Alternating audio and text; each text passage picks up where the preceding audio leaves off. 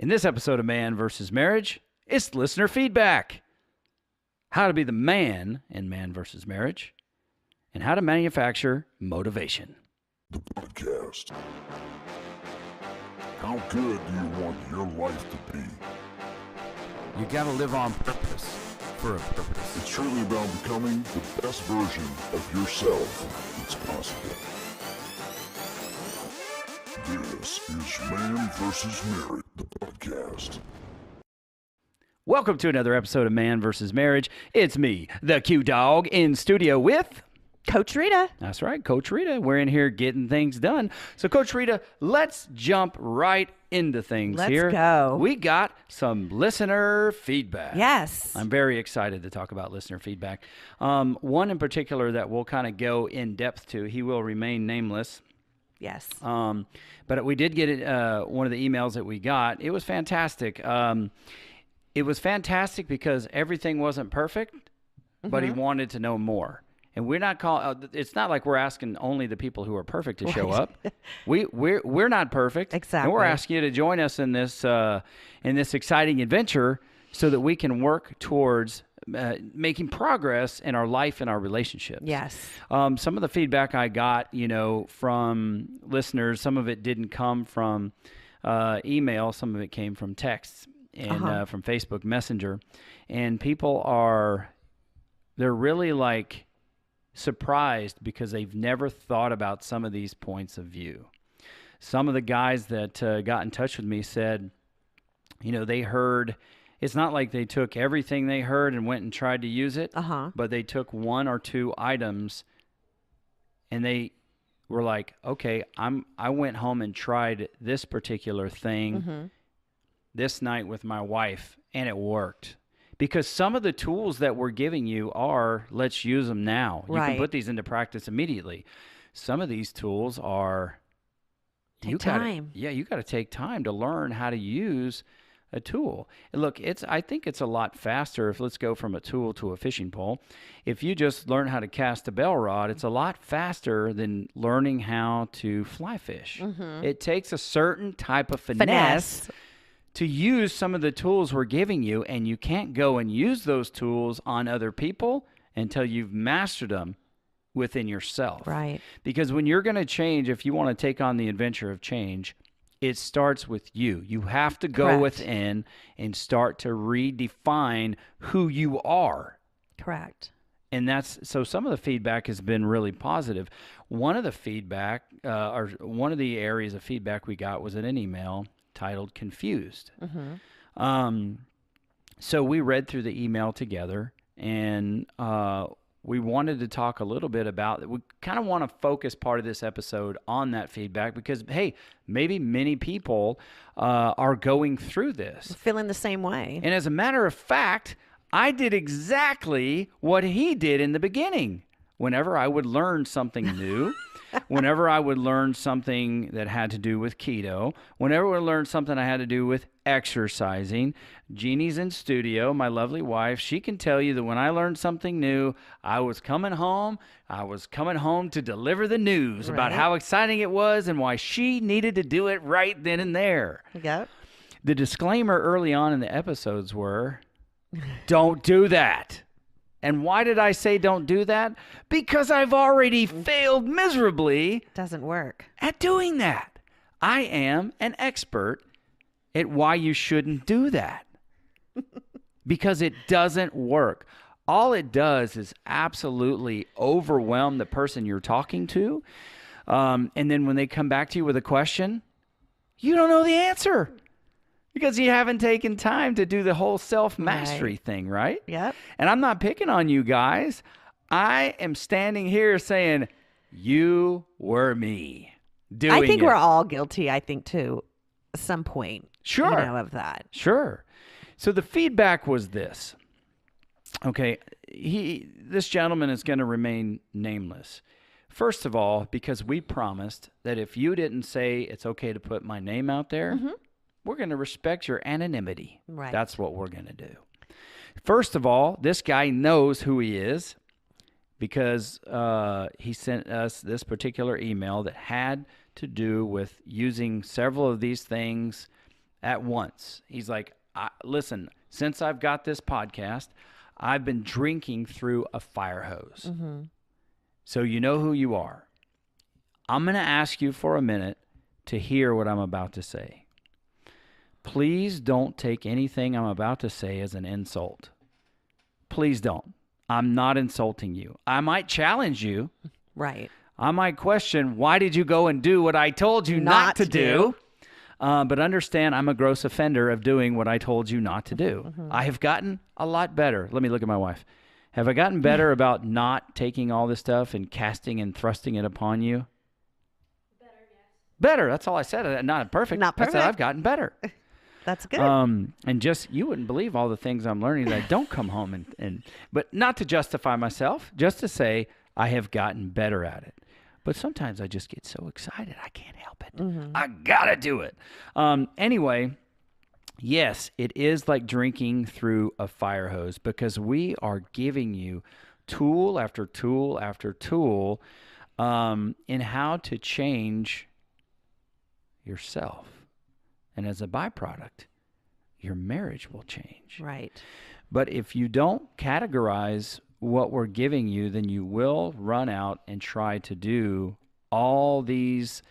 You'll try to take all these steps and use them without being a master of them. And that's what we want to do. We want to begin that pathway to mastering ourself, to being the captain of our ship, to deciding what direction our life goes and living on purpose for a purpose. So Coach Rita, we talked about this email yesterday, and he was talking about, drinking through a fire hose, lots of really good information. It's impossible to capture it all, right? But the situation came about where he was getting in an argument with his wife. Man, it happens. And we all do. It all happens. Right. It happens. Thank you for putting it out there. I've been in plenty of arguments with my wife. Still, to this day, we still argue. And his confusion was, I'm trying to be vulnerable because you said that vulnerability would be a big deal. Right. But what if it's not a big deal? Mm-hmm. And I am getting accused of being a victim. And you said it's not good to be a victim. I'm not trying to do that. Right. But I'm being accused of it, and I'm being vulnerable so I can try to connect with my wife and where she's at. Mm-hmm. And we're arguing, and I'm kind of being I'm being vulnerable because I don't want to lose this argument. Well, that's the issue. Right. So let's talk for just a minute. We went in depth with the email. We didn't read it before this episode, but we went in depth with this email. Let's try to help. Maybe some of the guys are saying right now, preach it, brother, because I'm feeling the same way. Right. Okay. Let's offer some perspective when it comes to victim mentality, which we'll talk about my Alabama story. Mm-hmm. When it comes to, where and when to employ vulnerability. Right. In an argument is probably not the best time. Right. And then let's talk about your motivation when it comes to arguing. If we can cover those 2 or 3 topics, I think we can help the guys circle back to those episodes and listen again. Mm-hmm. So, number 1, let's start with your motivation in an argument. Okay. You definitely have to check yourself, especially in an argument. What is the purpose of arguing? A lot of people fall into that trap of, in their marriage, they have argued so much in their marriage, they just argue just to argue, instead of really, of having a discussion, a heated discussion of difference of opinions, different way of looking at things, where, you could say one thing and it sets the other one off, just in the mere fact, just to be facetious, just to what is it? Just to push their buttons. Exactly. So you have to define, it's like, it's the listener out there. I'm trying to reach those of you and trying to define, are you arguing just to argue? Just to push buttons, just to piss someone else off, because you see it. You see that happen a lot in relationships. Are you arguing to get your point across? Are you arguing to be right? Are you arguing because, it's your way, no way? What are these arguments that you're having? Because like I always used to say, it's never really about the dirty house. It's never really about the way he does things, the way there's dishes or the way you cook. There's so much more going on down deep that we never really get to the root of the issue. We're just all at the surface. You pissed me off because you looked at me the wrong way, or you walked in the house the wrong way, or we make up these ridiculous reasons why we're arguing. But at the end of the day, what's really going on inside of you? Like, to be vulnerable is the ability to share that part of you, of what's really going on inside of you in the midst of this argument. What are you feeling? What are you thinking?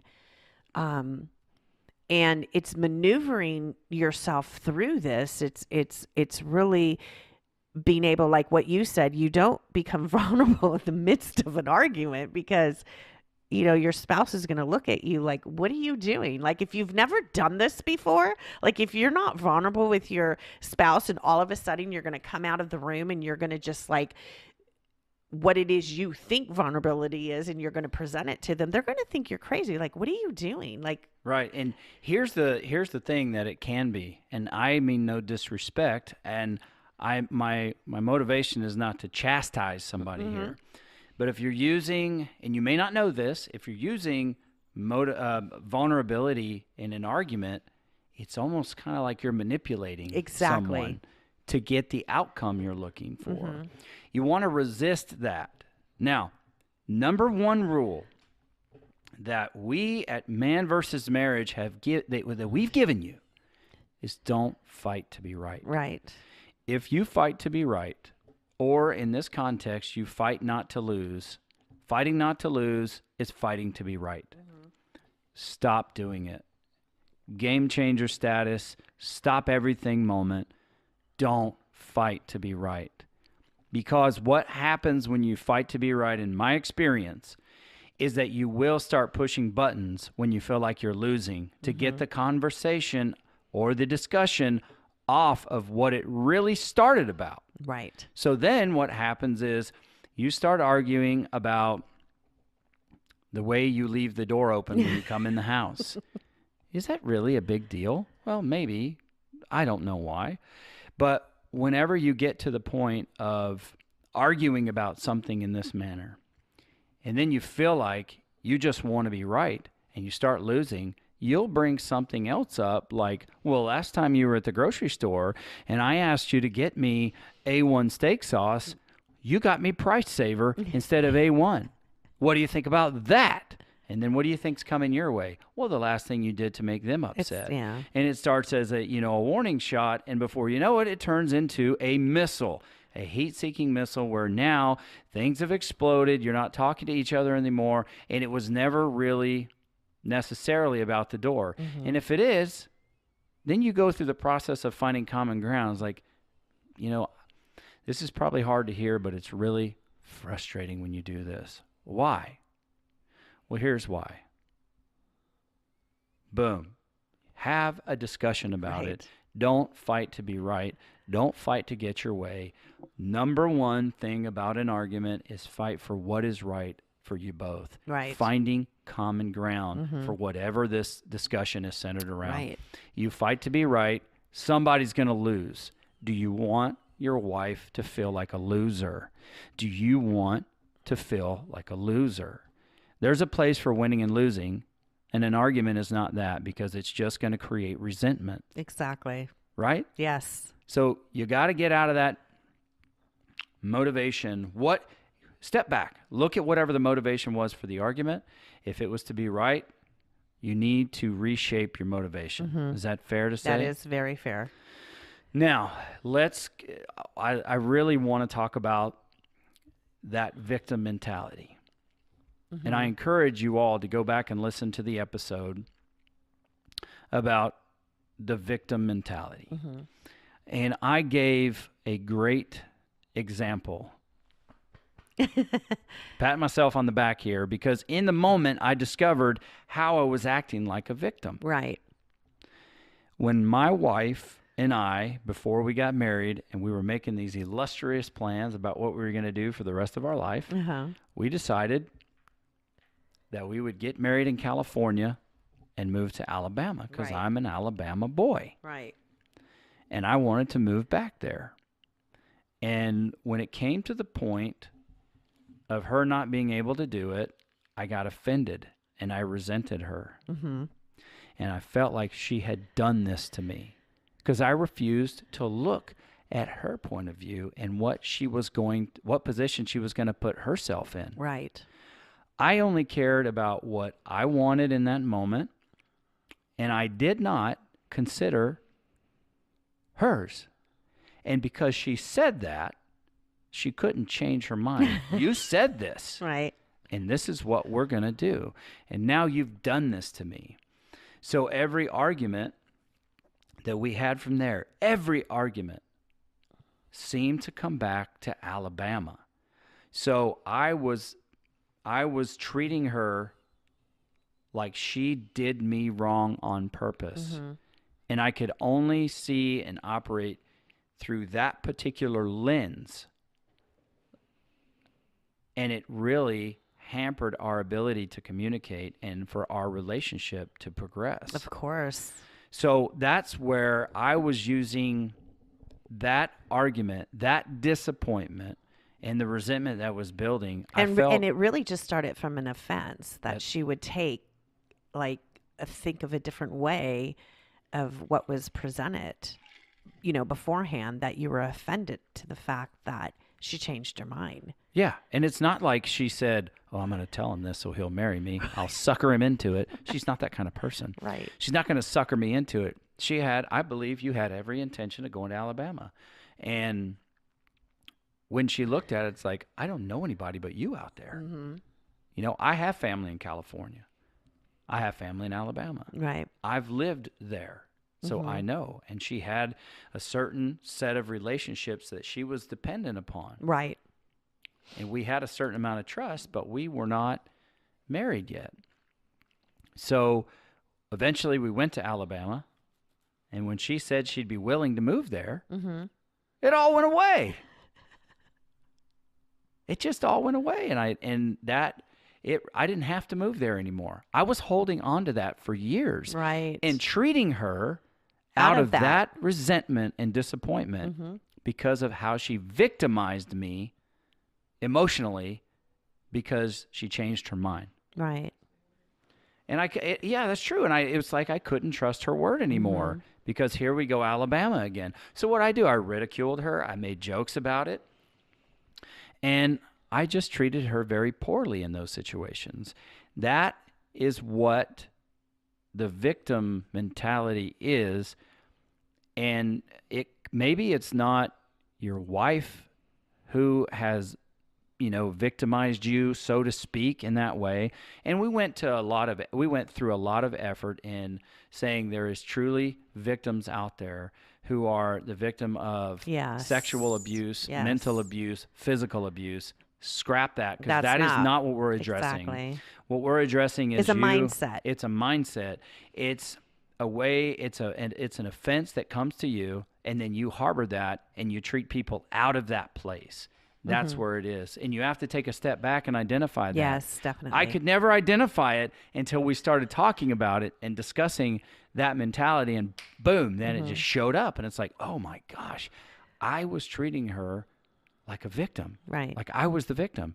And then it kind of provokes you to think a little more, where else am I doing that? I think if I could just share, come in just a minute, just a thought for you listeners to think about when you get caught up in this victim mindset, this victim mentality that everything is happening to you. It's like everybody's out to get you kind of thing. And what I want to mention or to say and put out there is a lot of times people who do fall into that trap of a victim, it's such a blind spot. Like, it's a blind spot because you can't see it. Everybody else around you can see it and witness it and see how this is so it's so disservicing to you, but you can't even see it because it's such a huge blind spot. And even when people would come and say something to you like, hey, maybe you need to, like take a look at this. It's like you're so unaware of how it is that this victim mentality has so wrapped around your whole world, Right. that you are so blind to it. I mean, they call them blind spots because you can't see them.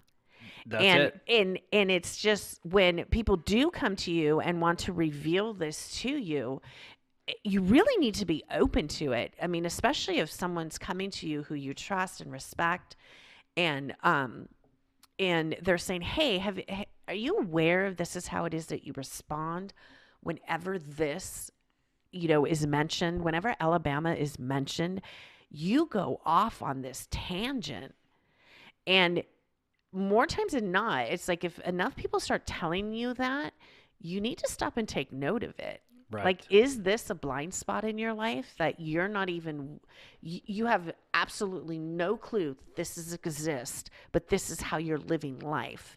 And I think I just feel it's important to put it out there because a lot of us do have blind spots when we don't allow people to speak into our lives. Yeah. When we don't allow people to come alongside of us and say, even if it's your wife, if you have that kind of relationship with your wife that you're so open and honest with each other that you want the best for each other. So whenever that thing rises up, like she or he has the permission to come and say, hey, like you need to really stop and take a look at this because it is a blind spot. It's really important to understand that and know that you don't see it. That's why they call it a blind spot. Right. And I think this, you correct me if I'm wrong, I'm wide open for it. But if somebody says something to you and your immediate reaction is to get defensive, yeah, you might have a blind spot. Yeah. Yeah. Thank you, Jeff Foxworthy. That is, so I don't know if, I hope we have painted the picture more clearly of how to assess if you're kind of walking in this victim mentality. And maybe it's not your whole life, maybe it's just certain areas of your life. But it is not the time and place in the heat of an argument to try and be vulnerable to sway an argument your way. Okay? Maybe that's just a misunderstanding of what we were discussing. Vulnerability is when you and your wife are actually in a discussion, not an argument, but in a discussion, and you're telling her some of the deepest parts of who you are and what you're afraid of, what you're excited about, maybe what you are challenged with, even in your own relationship, when certain issues of insignificance or not measuring up in a certain area, or those things that you wouldn't generally share with somebody else, you're opening up that part of yourself so that you can find a place to connect. Right. Because your wife has a certain level of expertise in who you are. She might not have a lot now because you haven't been vulnerable, but that's the time when you're in an intimate conversation and you want to put out there, well, this is really, I don't feel worthy of this. Right. Or I'm struggling with my value here, or I'm really concerned about this and I just need to talk to you about it. You're opening up that place in your heart where normally we as men don't share that because we don't want to be viewed as being weak. Exactly. It's not a situation where, and look, no harm, no foul. Okay? You're trying to put these things into practice. I give you mega props. It is I am telling you there's 7 billion people in the world and less than 3% of those people want to change. So you are on the right path. Yes. So what, you failed? So what? Anything worth doing is worth trying and failing and starting again. You just have to figure out, what do you want here? Right. Exactly. Which leads me to, having you talk for just a minute about change and personal change and how we have talked about developing yourself before you get out there and try to start using these tools and not having the mastery of it. Right. You've got some statistics or some thoughts on change that I think we need to hear again, and I think we need to hear them more often to remind us that change is not something that happens immediately. Right. And most of us think that once we hear something, it's like, okay, we're an expert on it immediately. The statistics say that it takes up to 6 to 8 months to actually convince yourself that you've changed. That's convincing yourself. Just that's you. That's right. That's that inward voice that stops saying, "Oh, here we go again." Exactly. That says, it's all that dialogue that's telling you, all that Yes. outside noise that's telling you different, that you have convinced yourself that I have changed. Like, I have made these changes in my life because these outside voices or these negative things aren't the thing that is speaking so loudly in my life. It takes anywhere from 12 to 18 months to convince a spouse, loved one, whoever's in your life. And I know convince is such a bad kind of word, but to convince them or to show them, it takes 12 to 18 months that they can see an actual change. Change does not happen overnight. You have to remember that you have been a certain way. Say you're 30 years old, okay? You're 30 years old, you're driving in the car, you're listening to Man vs. Marriage. This podcast is awesome. I love it. These tools are awesome, what they're giving me. Okay, you have been this way for 30 years. Say you've been in a marriage for 6 years of these 30 years. All of a sudden now you think that because you heard one podcast that it's just going to automatically change how you think, the filters that you have, the way you've been raised, the things that you have seen, what marriage is supposed to be like.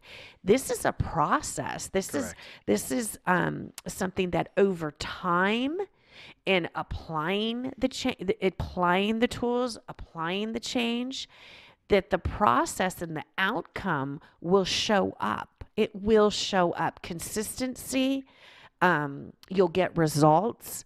It's all in the process, and it's really just giving into that process. Right. And saying, I might not be there today. There's some things that I have to unlearn. You have to unlearn some things, Right. to take on new things. So it's really walking yourself, coaching yourself, motivating yourself to get these results of what it is that you want out of your marriage. That's right. You can't just say, I'm 30 years old, I've learned what I've learned, and that all of this is just going to happen automatically. It's not a magic wand. It's not some fairy dust that we have, that we could just put over you and everything's going to be okay. Very true. It is such a willingness on your part to say, every day I'm going to make the decision and the choice to look at this or address this in a different way of the tools that I've been given. I'm not going to say anything to anybody. Yeah. I'm just going to start applying these things that I have learned, and over time, you will start seeing results from what it is that you're applying. Right. It's just the way it works. Like, you can't think that if you're not going to apply something different, that you're not going to get different results. And, I think, one of the things that we do in this day and time, with it being like an information age, and that, you can search anything on Google for you can get the answer immediately. Yes. True change doesn't happen like that. There's life-altering change that makes you'll never be the same. Right. But this is not the case, guys. I honor you. I'm telling you, I got mad respect for you. Period. Big time. That you're out there, you're listening, and you're Yes. trying. Yes. If you go back through and listen again, there are some tips that you can use, like, what did you hear me say? That's one you can put in the game plan immediately. Right. Just immediately you can do that. But then there's other ones as far as hard talks that you don't want to walk in after a long day at work, sit down for supper and say, we're having a hard talk and this is what it is. Because Quincy and Coach Rita said, here's how it goes. Okay? That's not what you want to do. You have to master having hard talks with yourself before you do it. And I swear, my heart, hand on heart, boom, it's right there. Right there. Hand on heart. I'm not trying to be condescending. I'm not trying to be insulting. I'm speaking to me as much as I'm speaking to all of you. Don't make the mistakes I've made. If you've already made them, good. They're in the past. That's why the present is such a gift, and that's why they call it a present. Right. Thank you, Kung Fu Panda. Finally, to wrap this show up, Coach Rita, I want to talk about manufacturing motivation, because that's one of the things we said we would get to. It's simple. It's difficult, but simple. Yeah. And it's just this. There is no magic pill you can swallow for motivation. It's so true. Motivation is simply this. First of all, you got to know what you want and why you want it. And then you make a decision every day, whether you feel like it or not, because the promise you made to yourself motivates you to do it today. It's simply a decision. When you wake up, you say, I will. Yes, I will. And like Jim Rohn said, we've discussed before, discipline is measured in ounces. Regret is measured in tons. So it's that daily decision, that daily discipline to motivate yourself. Don't become a person who surrenders your motivation because you try something once and it didn't happen. Right. All of you, if you're listening to a podcast, have probably heard Thomas Edison tried to make the light bulb 10,000 times. Which one of you start a diet today on a Friday or Saturday and you think you should be at your goal weight the next day? If it worked that way, fantastic. Right. It doesn't. It takes time. It takes a decision. Control what you can control. Focus on the things you can affect, and you can make the decision every day to be motivated and remain motivated, to talk yourself through it. That is how to manufacture motivation. The more you do it, the easier it gets. Yeah. You will have peaks and valleys, but there's no magic pill. Forget it. You have to know what you're working for, what you're fighting for, what your desire is, what you want, and how to get there. And then daily motivate yourself. That's where it is. Don't surrender your motivation. Right. You manufacture it every day because you look in the mirror and you say, yes, I am going to do this. And that is simply how to manufacture motivation. Yes, I agree. Excellent. Well, in the obedience to the producer, we're going to cut it right there. I believe we covered the three things we promised we would, maybe more in depth. No, not maybe. More in depth coming to an episode near you of Man vs. Marriage. But in the meantime, reach out to us. That's right. Always reach out to us on email and on Facebook. Oh, thank you very much, man. Oh, thank you. Coach at manvsmarriagepodcast.com. Send us an email. Let us know how we can help you. What did you think of this? Then go connect with us on Facebook. That's where you can actually, in real time, communicate to myself and Coach Rita. Like we're on there for real. It's us. It's not a robot. It's at MVSM Podcast. That is where you reach out to us on Facebook. Join the group, start a discussion, pose your question, and allow us to help you. Help me help you. All right, until the next episode, it's the Q Dog and Coach Rita and producer Ashley. And we are out. The podcast. How good do you want your life to be? It's truly about becoming the best version of of yourself that's possible. This is Man vs. Marriage. Podcast.